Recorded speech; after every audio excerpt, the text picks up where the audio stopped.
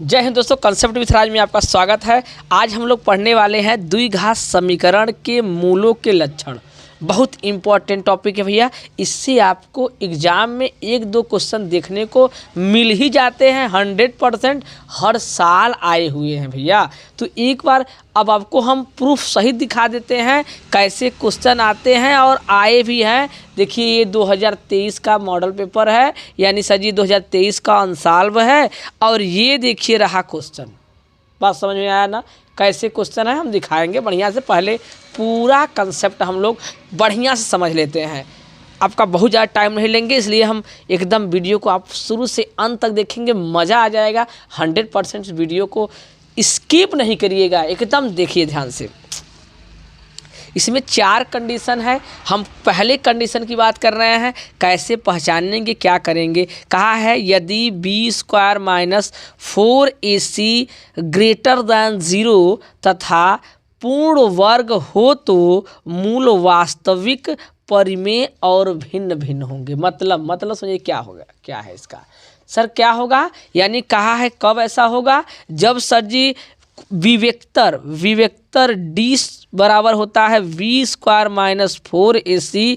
यानी सर जी अगर विवेक्तर यानी d का वैल्यू 0 से बड़ा हो जाए, क्या हो जाए, 0 से बड़ा आए, वो भी कैसा आए, पूर्ण वर्ग आए। पूर्ण वर्ग बोले भैया तो जैसे सर जी 4 आए, 9 आए, 25 आए, 16 आए, ये सब पूर्ण वर्ग बनेंगे ना। हाँ बनेंगे सर। तो इन सब ऐसे अगर आपको इसको आप हल करें, कोई समीकरण दिया है और उसको आप यहाँ पर हल करके, हम आगे क्वेश्चन हल कराएंगे, टेंशन मत लीजिएगा। यहाँ पर देखिए अगर ऐसा दिया हो और आप हल करें और इसका वैल्यू 0 से बड़ा आ जाए, यानी पॉजिटिव आ जाए, वो भी कैसा आए, पूर्ण वर्ग आए, तो उसे हम लोग कहेंगे मूल क्या है, वास्तविक है, परिमेय है और भिन्न भिन्न होंगे। बात पचा, समझ में आया होगा आपको। एक बार पुनः समझिए, ध्यान समझिए। कब सर जी, जब विवेक्तर यानी d का वैल्यू यानी समीकरण जो दिया रहेगा आप इस पर रखेंगे और उसका वैल्यू 0 से बड़ा आ जाए। क्या आ जाए भैया, 0 से बड़ा आ जाए, तो उसको हम लोग क्या करेंगे, 0 से बड़ा आए, बस इसकी बात नहीं है, 0 से बड़ा भी आए और पूर्ण वर्ग आए। क्या आए, पूर्ण वर्ग आए, तो उसको, उस मूल को हम क्या बोलेंगे, मूल वास्तविक होंगे, परिमेय होंगे और भिन्न भिन्न होंगे। पहला कंडीशन मुझे फील हो रहा है कि आपको बहुत अच्छे समझ में आया होगा, कोई समस्या नहीं होगा। कोई समीकरण आपको देगा, ax + by + c व्यापक हमने समीकरण लिया है, ऐसा कुछ समीकरण भाई देगा और उसमें आप रखेंगे तो आप देखेंगे कि इसका वैल्यू 0 से बड़ा आएगा। 0 से बड़ा आएगा, ऐसे रूप में आएगा जिस जो पूर्ण वर्ग बनता रहेगा, तो उसे हम लोग क्या कहेंगे, उसके कहेंगे मूल क्या है, वास्तविक है, परिमेय है और भिन्न भिन्न है। पहला पॉइंट, पहला केस आ गया, आपको क्लियर हो गया। हम सेकेंड केस में आते हैं। देखिए सेकंड कंडीशन, देखिए सेकंड कंडीशन क्या कह रहा है, ध्यान समझिए। सेकंड कंडीशन कह रहा है यदि b² - 4ac ग्रेटर दैन 0 तथा पूर्ण वर्ग न हो। ये बात ध्यान दीजिएगा, वहाँ पर था पूर्ण वर्ग हो, यहाँ पर है पूर्ण वर्ग न हो, तो मूल वास्तविक, अपरिमेय और भिन्न भिन्न होंगे। क्या होंगे भैया, मूल वास्तविक तो होंगे लेकिन अब अपरिमेय होंगे। क्या होंगे, अपरिमेय होंगे और भिन्न भिन्न होंगे। तो सजी मूल वास्तविक और अपरिमेय और भिन्न भिन्न कब होंगे, जैसे पूर्ण वर्ग नहीं बन रहा है, 3 है, कोई पूर्ण वर्ग नहीं बन रहा है सर, 5 है, पूर्ण वर्ग नहीं बना, 7 है, पूर्ण वर्ग नहीं बना, 13 है, पूर्ण वर्ग नहीं बना, 17 है, पूर्ण वर्ग नहीं बना। क्या पूर्ण वर्ग बन रहा है, नहीं बन रहा है। और कोई नंबर लेते हैं, 10 है, पूर्ण वर्ग नहीं बन रहा है। ऐसा नंबर आए यानी d बराबर b² - 4ac, यहाँ भी d का वैल्यू 0 से बड़ा ही आएगा। 0 से बड़ा ही आएगा, लेकिन यहाँ शर्त ये है कि पूर्ण वर्ग न बने, लेकिन नेगेटिव नहीं होना चाहिए, 0 से बड़ा आना चाहिए। तो 0 से बड़ा ये सब नंबर हैं, ऐसा आएगा तो हम लोग बोलेंगे ये अपरिमेय और भिन्न भिन्न होंगे। मूल वास्तविक, अपरिमेय और भिन्न भिन्न होंगे। ये रहा हमारा सेकेंड कंडीशन। कौन कंडीशन है भैया? सेकेंड कंडीशन, यानी सेकेंड केस रहा। अब हम चर्चा करने वाले हैं थर्ड केस पर। देखिए तीसरा कंडीशन क्या कर रहा है, थर्ड कंडीशन क्या कर रहा है, तीसरी केस क्या है कि यदि b² - 4ac = 0 तो मूल वास्तविक और समान होंगे। मूल कैसे होंगे? मूल वास्तविक और समान होंगे। कब?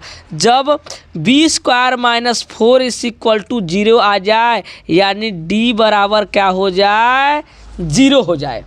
आगे आपने पढ़ा है, ठीक है, समझ में आएगा भैया। देखिए ध्यान से क्या कर रहा है, यदि ये b² - 4ac का वैल्यू कितना आ जाए? 0 आ जाए, यानी d बराबर कितना आ जाए सर जी? 0 आ जाए, तब हम लोग बोलेंगे मूल वास्तविक और समान होंगे। मूल वास्तविक और समान होंगे। ये रहा हमारा थर्ड कंडीशन। कंडीशन और लास्ट कंडीशन, लास्ट केस या चौथा कंडीशन क्या बोल रहा है? यदि b² - 4ac << 0 कहा जाए, <0 तो मूल वास्तविक नहीं होंगे, अर्थात क्या होंगे? मूल काल्पनिक होंगे। यानी d का जो वैल्यू है अब छोटा हो गया किससे? 0 से। यानी यहाँ क्या आया होगा सर जी? कुछ भी नंबर माइनस में आया होगा। क्या आया होगा सर जी? कोई भी वैल्यू होगी वो माइनस में आई होगी, नेगेटिव आई होगी। ये नेगेटिव वैल्यू आई है तभी तो सर जी 0 से छोटा है, इसलिए ये हमारा क्या हो जाएगा? मूल वास्तविक नहीं होंगे। बात समझ में आया कि नहीं आया? पूरा 4 का 4 कंडीशन आपके सामने तैयार है। पहला कंडीशन हम लोगों ने क्या पढ़ा? जब b² - 4ac > 0 और पूर्ण वर्ग हो तो क्या होंगी? मूल वास्तविक, परिमेय और भिन्न भिन्न होंगे। सेकेंड कंडीशन कह रहा है b² - 4ac > 0 हो, लेकिन पूर्ण वर्ग न बनता हो तो मूल वास्तविक और अपरिमेय संख्या और भिन्न भिन्न होंगी। थर्ड कंडीशन, यदि b² - 4ac = 0 हो जाए, क्या हो जाए? 0 हो जाए, तो मूल वास्तविक और समान होंगे। और इसके बाद अगर फिर कह रहा है लास्ट कंडीशन, b² - 4ac << 0 हो जाए तो मूल वास्तविक नहीं होंगे। बात समझ में आया होगा। इसी पर तुरंत एक अंशाल्व का क्वेश्चन हम लोग देख ही लेते हैं। समझ में आना चाहिए भाई, हम लोग पढ़े हैं तो कुछ आना चाहिए ना, पचना चाहिए ना, हमको फील तो होना चाहिए। देखिए पहला आपको क्वेश्चन हम लगवाते हैं और आप अपने से धड़ल्ले से मारेंगे टिक, कौन सा है, कौन सा है, कौन सा नहीं। यहाँ देखिए दिया है 4x²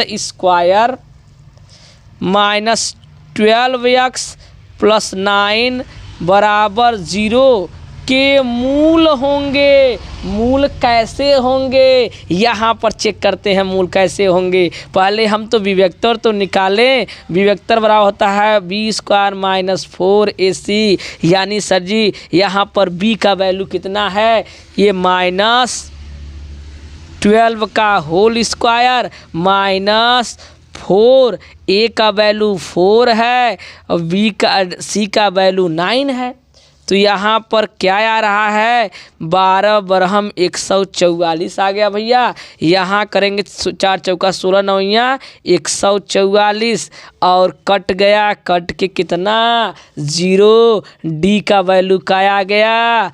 0 आ गया। 0 आते ही ब्रेन घूमना चाहिए, आपका नाचना चाहिए कि मूल क्या होंगे, मूल क्या होंगे। यहाँ बोला है ऑप्शन वास्तविक और असमान, फालतू बोल दिया, वास्तविक नहीं, गलत। वास्तविक और समान होंगे, यानी यहाँ बराबर दिया है, मारो सी पर टिक। कोई समस्या समझ में आया कि नहीं आया भाई? कंसेप्ट क्लियर हुआ? जब तक कंसेप्ट क्लियर ना हो तो पढ़ने का मतलब क्या है? तो भैया कंसेप्ट हो गया क्लियर।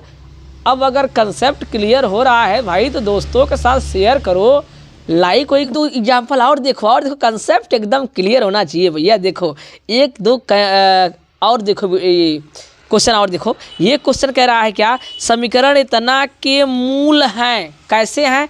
बस वहीं लगाओ ना मेथड, बस डी चेक करो कि डी कैसा आ रहा है। तो हम लोग चेक कर रहे हैं बी स्क्वायर माइनस 4ac। ठीक, यहाँ b का वैल्यू कितना है, v का वैल्यू तो ये वाला है ना भैया, तो v का वैल्यू यानी 5 का स्क्वायर माइनस 4, a का वैल्यू ये वाला है ना भैया, इतना तो हम लोग को पता है सर। और ये c का वैल्यू क्या है, 4 है ना भैया। तो यहाँ देखिए कितना आ रहा है, कितना आ रहा है, ये 25 हो गया, ये 4 चौका 16 दूना 32 हो गया, माइनस के तो कितना आ गया, -7 आ गया। समस्या क्या, समस्या यानी समस्या ये है कि डी अब क्या हो गया, 0 से छोटा हो गया। ये कौन सा कंडीशन, 4th कंडीशन, वास्तविक नहीं है। क्या नहीं है, वास्तविक नहीं है। ऑप्शन नंबर कौन सही है, ऑप्शन नंबर 2 करेक्ट है। बात समझ में आया भैया? कोई समस्या नहीं होना चाहिए, एकदम कंसेप्ट क्लियर, कोई समस्या नहीं। यहाँ देखिए एक द्विघात समीकरण का विवेक्तर +3 है तो समीकरण के दोनों मूल होंगे वास्तविक और असमान होंगे।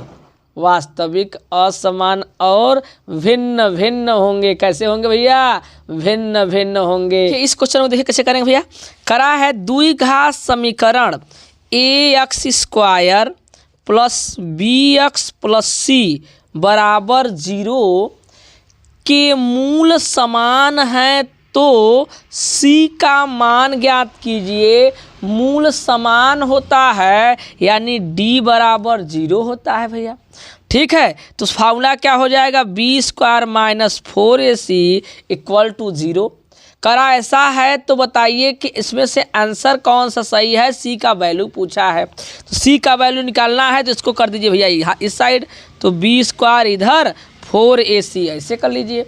अब सी चाहिए तो इन सबको क्या कर दीजिए इसके बटे में, यानी सी बराबर क्या हो जाएगा, बी स्क्वायर अपान ac। सी का वैल्यू चाहिए, सॉरी भाई सी की चाहिए, ये हो जाएगा भाई, सॉरी थोड़ा गलती से हो गया, ध्यान से देखिए, फिर से समझ लीजिए एक बात। ऐसा है तो इसको आप करिए उस साइड करिए, कर दीजिए, ऐसा हो गया। अब सी चाहिए तो ये पूरा को क्या लाएंगे, इसके नीचे लाएंगे, तो वहीं कहीं कर दिए हम, सी यहाँ रख दिए और वी स्क्वायर और ये 4a इसके नीचे आ गया। यही हमारा क्या हो गया आंसर। देखते हैं कौन सा ऑप्शन सही है, तो option number D is correct, D ठीक है। चलिए अगला क्वेश्चन देखिए हम लोग क्वेश्चन खोज कर आपको बता रहे हैं, कहीं से आपका प्रॉब्लम ना हो भैया, एकदम 100% आपका रिजल्ट आए, इसलिए हम प्रयास कर रहे हैं। देखिए द्विघात समीकरण 4x square minus 6x plus 5 बराबर 0 का विवेक्तर ज्ञात कीजिए और फिर इनके मूलों की प्रकृति बताइए कैसा है, मूल कैसा है। तो पहले हम लोग डी निकालें ना, तब तो समझ में आएगा कि मूल कैसा है। समीकरण यहाँ पर दिया है वी स्क्वायर माइनस 4ac, तो यहाँ b का वैल्यू कितना है, ये वाला b का वैल्यू है भैया, तो हो जाएगा -6 का स्क्वायर माइनस 4, a का वैल्यू 4 है, c का वैल्यू कितना है 5 है। तो यहाँ करेंगे कितना हो जाएगा 36 हो जाएगा भैया। ये 4 चौका 16, 16 पच्चे 80 आ गया, 4 चौका 16 पच्चे 80। ये पक्का माइनस आने वाला है, क्या आने वाला है, माइनस। कितना आ रहा है भैया, 80 में से 36 घटा दो भैया, और कितना आने वाला है, तो ये आ गया कितना, ये आ गया कितना 7, आ गया 4, -44 आ गया। और ये 44 क्या आया है, नेगेटिव आया है, अर्थात मूल वास्तविक नहीं है। यहाँ लिखेंगे अर्थात अतः मूल वास्तविक नहीं है। मूल कैसे नहीं है? मूल वास्तविक नहीं है, ऐसा हमें लिखना है। ठीक है, इसको कैसे करेंगे भैया? कराए यदि द्विघात 3x² माइनस 12x प्लस यम बराबर 0 के मूल बराबर हैं तो यम का मान होगा। यम का क्या मान होगा, इस पर चर्चा करना है। कहा है मूल बराबर है, मूल बराबर है यानी d बराबर क्या? 0 0 है d बराबर, यानी b² minus 4ac equal to 0 है। तो यहाँ सजी यहाँ पर a बराबर कितना है? 3 है, v बराबर कितना है? -12 है, और c बराबर क्या है? यम है। ठीक है, ऐसे करेंगे। ठीक भैया, अब क्या करना है? यहाँ पर मूल बराबर है, यम का वैल्यू हमसे पूछा है, यहाँ पुट कराइए। तो b का वैल्यू कितना है? -12 का स्क्वायर माइनस 4, a का वैल्यू कितना है? 3, और c का वैल्यू कितना है? यम बराबर 0। 12 बरहम 144 माइनस 3 चौका 4 त्याएँ 12, यम बराबर 0। ये उस साइड जाएगा तो क्या हो जाएगा? -12m equal to -144। इससे ये काट दिए, 12 बरहम 144, यानी कितना आ गया? यम का वैल्यू 12 आ गया। ये हमारा क्या रहा? आंसर रहा। ठीक है, सिंपल सा क्वेश्चन था भैया। अगला क्वेश्चन देख, ये अगला क्वेश्चन कैसे करेंगे? समीकरण x² माइनस 7x प्लस 12 बराबर 0 के मूलों के व्युत्क्रमों का योगफल ज्ञात कीजिए। मूलों के व्युत्क्रमों का योगफल कहा है, पहले मूल निकालते हैं। x² माइनस 7x प्लस 12 बराबर 0। तो ये गुणनखंड जैसे करते हैं हम उसी प्रकार से हम लोग कर लेंगे, जैसे हम लोग 9th में पढ़े थे। तो इसका गुणा करने पर 12 और ऐड करने पर 7, ऐसे दो भागों में इसको तोड़ो तो 4 + 3 ये x + 11 बराबर 0। यहाँ कैसे करेंगे? x² minus 4x minus 3x plus 12 equal to 0। ये दोनों में क्या कॉमन हो रहा है? x कॉमन हो रहा है, x माइनस 4। इन दोनों में क्या कॉमन हो रहा है? तो -3 x माइनस 4। तो x माइनस 4 एक ब्रैकेट में, x माइनस 3 एक ब्रैकेट में। एक बार इसको करो तो x बराबर आ गया 4, यहाँ x बराबर आ गया 3। अब इसके व्युत्क्रमों का योग कहा है, तो व्युत्क्रम यानी सर जी इसका भी उल्टा करेंगे तो 1/4, इनका उल्टा करेंगे तो 1/3। इसके व्युत्क्रमों का योग बोला है। व्युत्क्रमों का योग इक्वल टू, आप इतना कर लेंगे, इसको थोड़ा सा हल कर लीजिए। तो 3 + 4/12 तो आ गया 7/12। ये हमारा क्या आ गया? आंसर आ गया। कोई समस्या? हमको तो नहीं लग रहा है कि कोई समस्या है। ये 2 नंबर का क्वेश्चन आएगा। अब थोड़ा सा हम लोग बड़ा क्वेश्चन देखते हैं, ठीक ना, 6 नंबर वाला। देखिए ऐसे क्वेश्चन आएंगे तो 6 नंबर के आएंगे भैया। समीकरण को हल करना है। सर ऐसे क्वेश्चन हम लोग कैसे करें? ऐसे क्वेश्चन देखिए कितने सिंपल प्रकार से किए जाएंगे। ये सब क्वेश्चन 6 नंबर के आते हैं, 6 नंबर में आते हैं।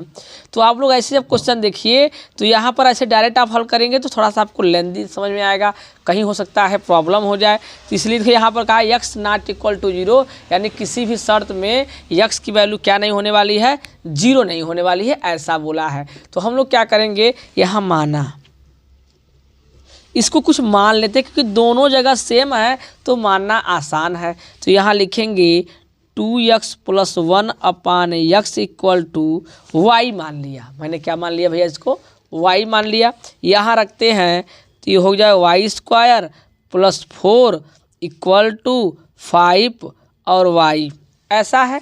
अब यहाँ पर क्या करें? हम इसको लिखें y², इस साइड आएगा सर तो माइनस का 4 हो जाएगा, 5y हो जाएगा, ये प्लस का 4 है बराबर 0। सिंपल सा गुणनखंड बनेगा। गुणा करने पर 4 और जोड़ने पर 5। इस 5 को ऐसा 2 भागों में ब्रेक करो, तोड़ो कि गुणा कर दो तो 4 बन जाए, जोड़ दो तो 5 बन जाए। देखो हम कर दिए ऐसा। इस 5 को 2 भागों में हमने ब्रेक किया कि जब जोड़ें तो 5 बन रहा है, इन दोनों का मल्टीप्लाई किए तो क्या हो रहा है, 4 हो रहा है, हमारा सेटिस्फाई हो रहा है। आराम से हम इसको खंड कर ले रहे हैं। माइनस यहाँ करेंगे 4y माइनस y और प्लस 4 बराबर 0। इन दोनों में क्या कॉमन हो रहा है, तो इन दोनों में हमारे पास y कॉमन हो रहा है, तो y निकालिए, y माइनस 4। यहाँ कुछ नहीं मिल रहा है तो 1 कॉमन ले लिए, तो y माइनस 4। ऐसा रहे तो बाबू ध्यान देना, अगर ये दोनों ब्रेक आप जब किए तो ये दोनों कॉमन लेने के बाद सेम आ गया, तब अपने आप को समझना कि हाँ हमारा 100% क्या है, ठीक है, बराबर 0। एक बार इसके साथ 0 तो y माइनस 4 बराबर 0, तो y बराबर 4 आ गया। इसके साथ 0 करेंगे तो y बराबर क्या आएगा, प्लस का 1 आएगा। 2 मूल हमारे प्राप्त हो गए। y का वैल्यू आ गया। अब y का वैल्यू तो हमसे पूछा नहीं है भैया, हमसे तो x का रूप में दिया है, तो हम वहाँ रखेंगे जो हमने एज्यूम किया है, माना है, उसके स्थान पर रखेंगे 2 बार भाई। पहली बार हम लोग रखेंगे, कितना दिया है, 2x plus 1 equal to x बराबर y का वैल्यू हमने क्या रखा, 4 रखा। 4 ही लाए थे भैया ना, तो y का वैल्यू 4 रख दिया। करिए उधर मल्टीप्लाई, 2x प्लस 1 बराबर 4x। उसको उस साइड ले जाओ या तो इस साइड ले जाओ, तुम्हारी मर्जी, हम उस साइड ले जाए क्योंकि हमारा प्लस बना रहे, तो उस साइड ले जाएंगे तो 1 equal to 4x minus 2x। Minus कर दो बेटा तो आ गया आपके पास कितना, x बराबर यहाँ 2 हो जाएगा, बटे कर देंगे तो 1/2 आ गया। एक आंसर इससे आ गया। एक आंसर अभी आपका और आएगा, वो है 2x plus 1 upon x equal to 1 लेंगे, इसका इधर मल्टीप्लाई करेंगे तो 2x plus 1 equal to x होगा। इस x को इस साइड उठा लाइए तो 2x माइनस x प्लस 1 बराबर 0 होगा। ये घट जाएगा x, उसको उस साइड ले जाएंगे तो क्या हो जाएगा, माइनस का 1 हो जाएगा। देखिए कितना सिंपल क्वेश्चन है। 6 नंबर 4 नंबर में ऐसे क्वेश्चन आ जाते हैं। अब बच्चे बस इधर उधर करने में प्रॉब्लम खड़ी क्रिएट कर देते हैं, कहीं बहुत सजी आया ही नहीं, प्रॉब्लम है ना। इतना सिंपल, सोच लो कितना सिंपल क्वेश्चन है कि छोटा बच्चा भी आराम से कर पाए। ठीक भैया, अब इससे सिंपल और क्या लोगे भाई 6 नंबर में या 4 नंबर में। चलिए भैया अगले क्वेश्चन में मिलते हैं आपसे। भैया इस क्वेश्चन को कैसे करेंगे, जैसे पिछला क्वेश्चन आपने देखा सेम उसी प्रकार से ये भी क्वेश्चन होगा, थोड़ा सा इसमें लॉजिक है, इसीलिए हम आपको ये बता रहे हैं, ठीक ना। थोड़ा सा अंतर है। क्या अंतर है, आप थोड़ा सा एक यहाँ पर एग्जाम्पल समझें, तो यहाँ पर समझें आप एग्जाम्पल। तो ये 3 अपान अगर AB ऐसा लिखा है तो हम लोग ऐसे लिख सकते हैं क्या, ऐसे लिख सकते हैं, लिख सकते हैं नहीं लिख सकते भैया, यहाँ समझिए ध्यान से, ऐसा लिख सकते हैं। और ये पलट कर यहाँ भी आ सकता है, भाई यहाँ था हम यहाँ कर दिए तो यहाँ से यहाँ नहीं कर सकते, कर सकते हैं एकदम यही सेम। देखिए यहाँ पर ये दोनों सेम नहीं है, सेम होते तो मान लेते हमारा फट से रख देते आ जाता आंसर, ऐसा नहीं है। तो ये क्या पलट कर नीचे आ सकता है जैसे ये हुआ है। बात गंभीरता से समझने की कोशिश करिए। ऐसा है तो ऐसा बना पा रहे हैं ना, ऐसा है तो ऐसा कर पा रहे हैं ना, तो वहाँ भी तो कर सकते हैं ना सर। तो वही चीज़ है, यहाँ आप लिखेंगे माना x माइनस 2 x प्लस 2 बराबर y हमने एज्यूम कर लिया। यहाँ पर ये भी नीचे आ जाएगा, इसे पलट जाएगा, यानी 3 ऊपर हो जाएगा, ये नीचे हो जाएगा, तो यहाँ पर भी वही सेम बन जाएगा हमारा। ठीक, कैसे रखते हैं, यहाँ पर थोड़ा हम लोग लगता है क्वेश्चन में बाई मिस्टेक किए क्या? नहीं, बाई मिस्टेक नहीं हुआ, एकदम फिट फाट क्वेश्चन है। ठीक, हमसे यहाँ स्क्वायर है, ऐसा नहीं है क्योंकि नीचे आएगा। ठीक, ऐसा कर लिए। अब यहाँ रखिए, यहाँ y हो जाएगा, यहाँ 3 है, ये पलट कर नीचे आया था, यानी इसको लिखेंगे ऐसा, और यहाँ -4 इक्वल टू 0। कोई समस्या है क्या? हमको तो नहीं लग रहा है कोई समस्या होगा। ध्यान समझिए भाई, यहाँ समझने की कोशिश करिए, ये मेन पॉइंट है कि 3/a/b है तो हम पलट कर सकते हैं ना। ऐसा था तो यहाँ कर लिए, ऐसा था तो यहाँ कर लिए, तो वही चीज़ आप यहाँ कर लीजिए इसे आराम से कर लिए, तो इसके ऊपर हो गया, नीचे हो गया, ऐसा हम यहाँ रख पाएंगे। बात समझ में आ गई आप लोग को? ठीक, अब इसको थोड़ा सा आप कर लीजिए हल। इसको हम कर दे रहे हैं उस साइड, तो y + 3/y, और ये चला गया 4 उस साइड। अब इसका कर लिए थोड़ा सा गुणा भाग, यहाँ करेंगे तो y², यहाँ करेंगे तो +3/y = 4, उस साइड जाएगा तो y² + 3 = 4y। कोई समस्या नहीं, कोई समस्या नहीं। इसको इस साइड लाइए तो हो जाएगा 4y अब +3 = 0। ठीक है, कोई समस्या नहीं, तो कोई समस्या नहीं। अब इसको हम हल करते हैं। गुणा करने पर 3 आना चाहिए, जोड़ने पर 4 आना चाहिए। ऐसा हम इसको 4 को तोड़ेंगे तो 3 + 1 y + 3 = 0 है। इसको सॉल्व कर लेते हैं भैया, आराम से हल कर लेंगे। 3x y है, 3y - y अब +3 = 0। y कामन ले लिए, y - 3 -1 कामन ले लिए तो y - 3। अब यहाँ पर क्या हो जाएगा, y - 3 एक ब्रैकेट में, y - 1 एक ब्रैकेट में, तो y बराबर अब डायरेक्ट लिखते हैं 3 आ जाएगा, और यहाँ सब इक्वल है, और यहाँ y बराबर क्या आ जाएगा, 1 आ जाएगा। पिछला क्वेश्चन में भी हम आपको दिखाए हैं। ठीक, y का वैल्यू आ गया। y का वैल्यू पूछा है क्या? नहीं पूछा हमसे, तो x को वैल्यू चाहिए, तो x के रूप में अभी बनाइए, हम लोग बनाते हैं भैया। क्या करेंगे, यहाँ पर हम लोग करेंगे क्या, यहाँ पर है x -2 और x + 2 बराबर y का वैल्यू 1 बार 3 लेते हैं, तो हल करते हैं। x - 2 इसका गुणा करेंगे 3x + 6, x को एक साइड कर लो, अंक वाले को एक साइड कर लो, तो -6 को इधर कर लिए, और 3x - x को एक तरफ कर लिए। माइनस हो गया, ये जुट जाएगा, -8 आएगा, और यहाँ आएगा 2x, ये x से x ये कट गया, आ गया सजी x बराबर -4। एक आंसर हो गया। अभी इसको रखना पड़ेगा, तो सेम वही करेंगे। x - 2 x + 2 बराबर का 1, इसको भी हल कर लेते हैं। x - 2 और यहाँ x + 2, तो x को ये ऐसा है, ठीक है ना भैया? ठीक है, तो यहाँ पर क्या हो जाएगा, एक आ गया इतना। तो अगला करते हैं, अगला हमारा कितना है, इतना लिए, इसका गुणा यहाँ कर दिए, इसका गुणा यहाँ कर दिए, तो यहाँ करें हैं प्लस, तो ये आएगा उस साइड और ये जाएगा उस साइड, तो हो जाएगा क्या भैया, x - x हो गया, और ये उधर जाएगा तो प्लस का हो जाएगा। ये अपरिभाषित है क्योंकि 0 आ गया ना भाई, तो ये क्या है, अपरिभाषित है।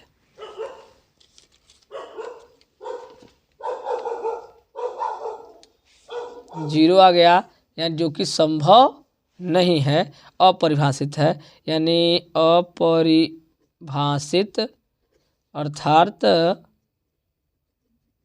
संभव नहीं है। इसके मूल संभव नहीं है, ये मूल नहीं हो सकता, ये संभव नहीं है। आंसर हमारा क्या होगा, अतः आंसर हमारा क्या होगा, अतः ओ नो, यहाँ पर दिखाई दे भाई, दिखाई नहीं दे रहा क्या, अतः x बराबर क्या आंसर है, -4। ये हमारा क्या आ गया, आंसर आ गया। देखिए इसको कैसे करेंगे भैया।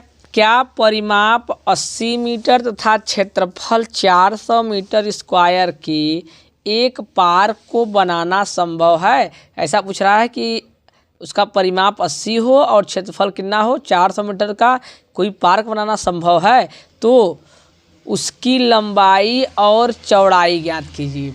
लंबाई और चौड़ाई जब बोला है, अब पार्क बनाना संभव है कि नहीं संभव है, कैसे करेंगे इसको।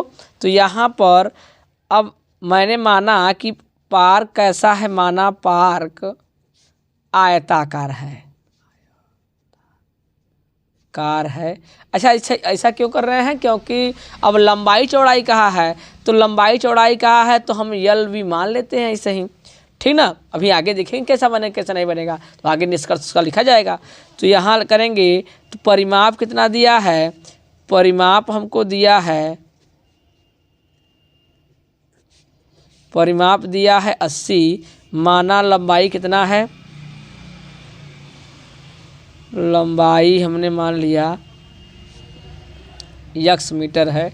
तो चौड़ाई कितना हो जाएगा, चौड़ाई देखते हैं तो ये हो जाएगा यल प्लस बी बराबर 80 है, इसको काट दिए, यल प्लस बी बराबर 40 आ गया। ये इसको x लिए हैं तो b कितना आ जाने वाला है भैया, उधर करेंगे तो 40 माइनस x, ये हमारा b आ गया, चौड़ाई आ गया, ठीक। लंबाई हमने x माना है, इतना आ गया। फिर कहा है इसका क्षेत्रफल, तो क्षेत्रफल निकालने के लिए क्या होगा, क्षेत्रफल फार्मूला क्या होता है, यल इंटू बी होता है। तो यहाँ क्या हो जाएगा, यल है x और ये कितना है 40 माइनस x और बराबर कितना दिया है क्षेत्रफल 400 मीटर स्क्वायर, गुणा कर दीजिए तो हो जाएगा इतना, और x स्क्वायर बराबर 400। तो यहाँ पर हल करो थोड़ा सा बेटा बाबू, इसको इधर करो तो minus x square plus 40x minus 400 बराबर 0, माइनस को ले लो तुम कॉमन तो हो जाएगा x स्क्वायर और माइनस 40x और कितना हो जाएगा प्लस 40 400 बराबर 0। तो ये माइनस को उधर करें ख़त्म हो जाएगा, तो आ जाएगा x square minus 40x plus 400 बराबर 0। जोड़ने पर 40 आया, गुणा करने पर 400 आए, तो इसको जब ब्रेक करेंगे तो 20 प्लस 20 आएगा भैया, प्लस 400 बराबर 0। अब यहाँ क्या करेंगे, x square minus 20x minus 20x और प्लस 400 बराबर 0। इन दोनों में कुछ नहीं कॉमन हो रहा है तो x कॉमन लेते हैं, तो x कॉमन लिए तो x माइनस 20, यहाँ दोनों में कॉमन ले लिए तो 20, तो x माइनस 20 आ गया बराबर 0। तो यहाँ x माइनस 20 एक ब्रैकेट में, x माइनस 20 एक ब्रैकेट में आ गया, तो कितना हो गया भैया, तो x बराबर हमारा कितना आ गया 20 आ गया, यहाँ भी x बराबर क्या आ गया 20 आ गया, ठीक है, ऐसा कुछ आ गया। अब हमसे पूछा है कि कैसा बनेगा, तो लंबाई हमने माना था, कितना माना था x माना था, लंबाई कितना माना था x, तो x का वैल्यू कितना आ गया 20 आ गया। चौड़ाई कितना है, चौड़ाई है b बराबर 40 माइनस 20, तो ये भी घट के चौड़ाई कितना आ गया, ये भी 20 आ गया। जब सर जी दोनों 20 आ गए तो हम लिखेंगे अतः यह एक वर्गाकार पार्क बनाया जा सकता है, यह एक वर्गाकार पार्क बनाया जा सकता है। अर्थात क्या है, संभव है, क्या संभव है कि वर्गाकार पार्क बनाया जा सकता है। चलिए मिलते हैं अगले